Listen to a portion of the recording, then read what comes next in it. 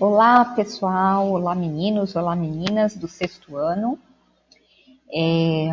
Nessa aula, a gente vai fazer uma correção da atividade 3, da Ciência Explica, tá? Hoje, quarta-feira, eu fiz uma videoaula ao vivo com os alunos. Quarta-feira, a proposta é que toda quarta-feira façamos uma aula ao vivo, tá? Para os alunos dos sextos anos, das 9h30 às 10h30, toda quarta-feira pelo Google Meet. Tudo bem, meninos? Bom, vamos lá, rapidinho, vamos fazer a correção. Quem não fez atividade, faça, ainda dá tempo, tá bom? Vamos lá, então. A gente vai ler um texto que pertence ao gênero artigo de divulgação científica. Aqui está escrito errado, né? Então, um I aqui. Artigo de divulgação científica. O que seria um texto, um artigo de divulgação científica? É um texto científico que transmite um conhecimento científico para um público em geral, né? Os artigos de divulgação científica têm a intenção de popularizar a ciência.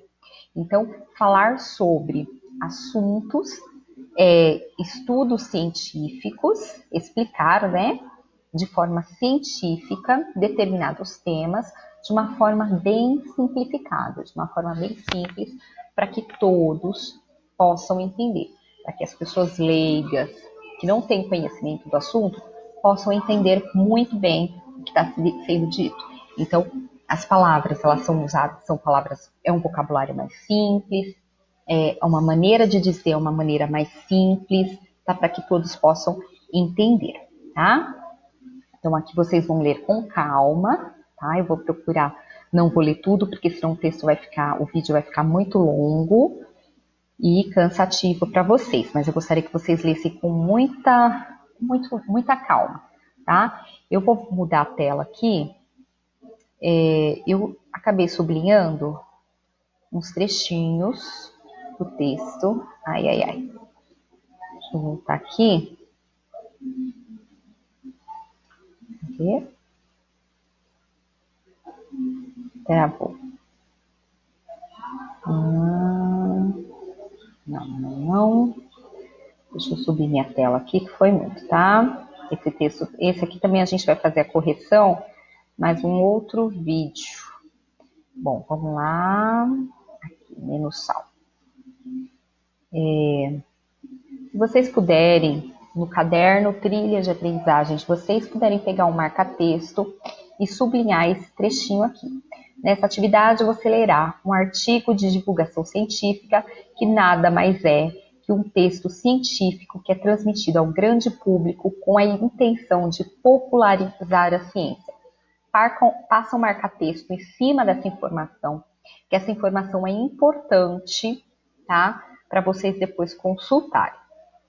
Bom, os textos de divulgação científica, eles são escritos para um público, esse texto que vocês vão ler, né, na verdade, se chama Menos Sal, ele foi escrito para o público jovem, né, para os adolescentes.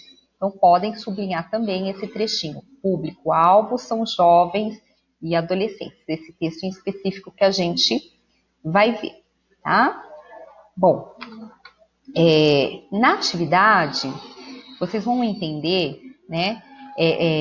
Vocês vão ler e vão perceber que o texto vai ser de fácil compreensão. Ele vai ter uma linguagem de mais fácil compreensão, tá? Porque ele tem um vocabulário acessível. Então, sublinha isso também, põe um marca-texto, vocabulário acessível, tá? Então, os artigos de divulgação científica têm um vocabulário acessível.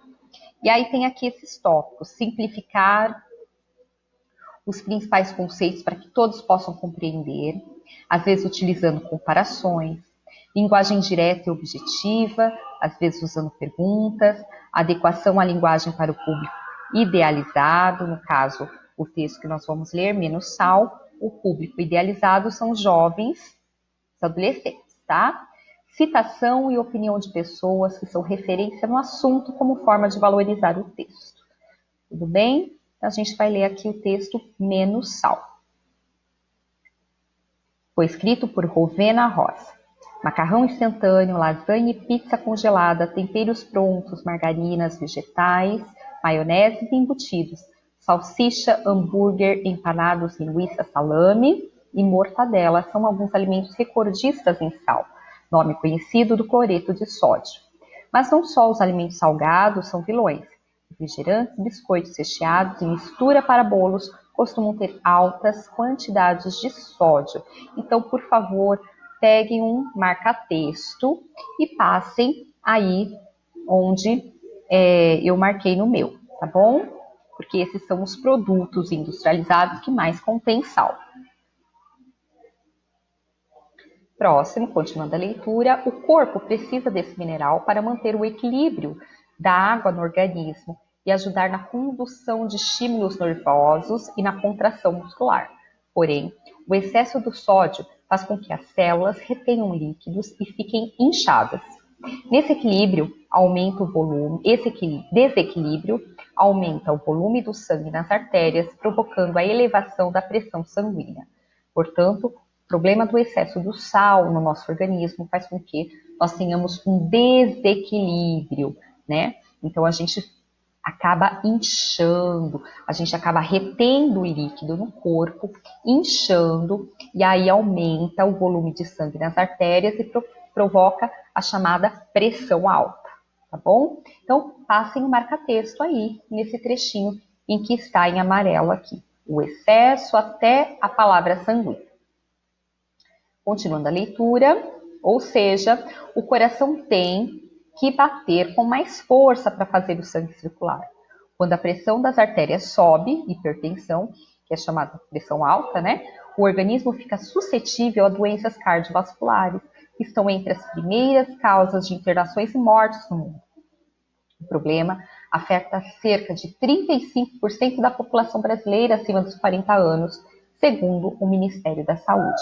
Eu gostaria que vocês sublinhassem, né, esse trechinho aqui de amarelo. O problema afeta cerca de 35% da população brasileira acima de 40 anos, de uma cor, e essa, segundo o Ministério da Saúde, pega um lápis de cor, passa um risco por baixo, diferente, uma cor diferente, tá? Vocês vão entender o porquê que eu estou pedindo para vocês fazerem isso. Continuando a leitura. A Organização Mundial de Saúde recomenda o consumo diário de até 2 gramas de sódio. Então, por favor, sublinhem isso. A Organização Mundial da Saúde e, de outra cor, recomenda o consumo diário de até 2 gramas de sódio. Isso significa aproximadamente uma colher de chá de sal para um adulto de tamanho e peso médio, tendo como base uma dieta de 2.000 calorias. Então, olha que coisa, né?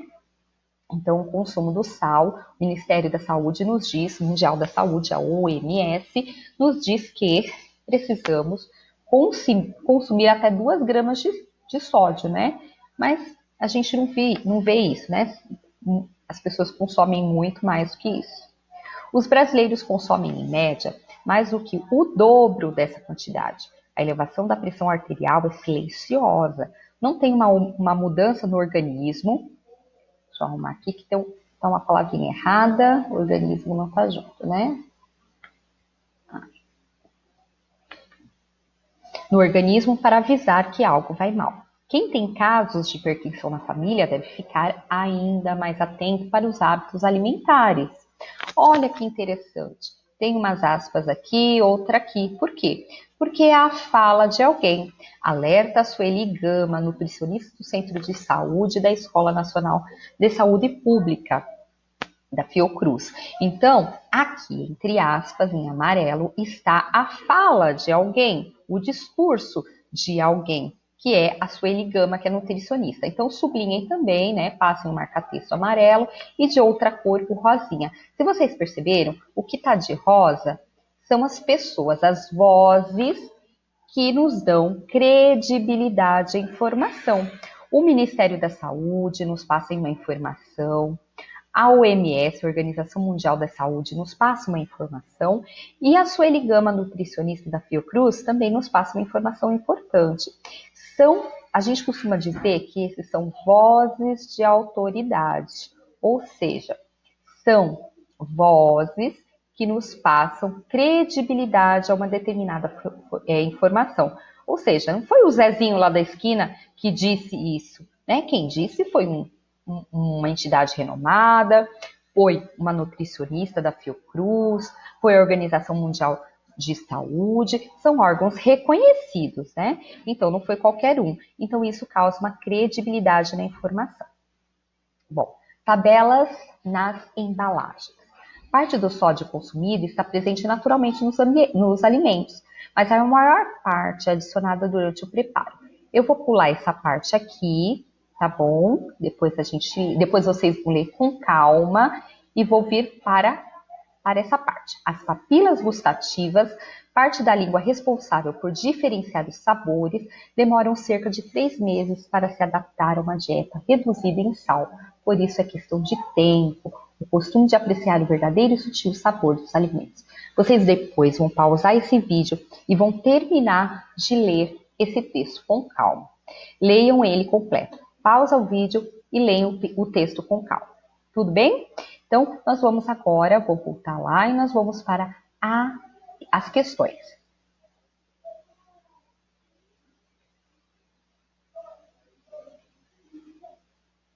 Lido o texto, vocês vão responder. Letra A. Qual é o principal assunto do texto? Registre. Letra B. De acordo com o texto explicativo, num artigo de divulgação científica, os autores tentam simplificar a linguagem científica. Isso acontece nesse texto? Sim ou não? Claro que sim. A gente viu lá no começo que os autores, eles simplificam a linguagem, né? Por que que eles fazem isso? Para que as pessoas, o público leigo, consiga entender. Então, ele tenta popularizar a linguagem científica, tá bom? Então, é claro que sim, tá bom? Os autores simplificam sim a linguagem científica. E por quê? Para popularizar a ciência, para fazer com que todos possam compreender. Letra C. O texto cita algumas instituições de referência que ajudam a dar credibilidade. Quais são elas? Bom, a gente sublinhou lá. Lembra que eu pedi para vocês sublinharem de cor de rosa?